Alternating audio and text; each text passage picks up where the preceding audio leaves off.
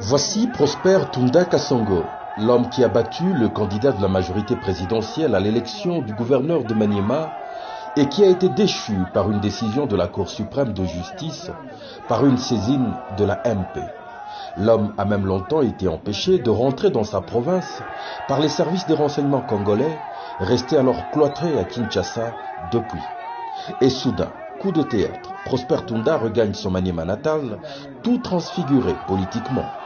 Il tient son premier meeting, une effigie de Joseph Kabila, bien mise en évidence à côté de lui. Se prendre soudain d'amour pour son bourreau n'arrive pas par hasard, surtout en politique congolaise. Il parle même de pardon.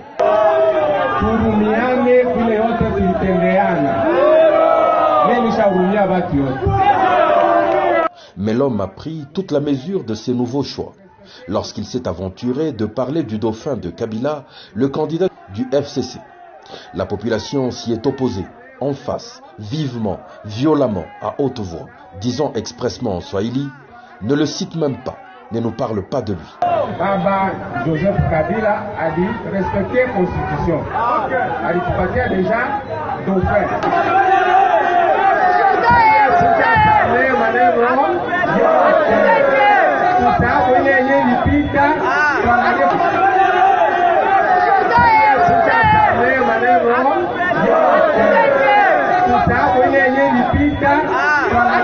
Prosper Tunda se ravise et évite le sujet in extremis en demandant à la population de faire ce qu'elle voudra le 23 décembre venu. Le 23 décembre, mission échouée pour le converti et un signal cinglant pour le FCC dont l'impopularité du candidat Emmanuel Shadari vient d'être démontrée au Maniema même, sa terre natale.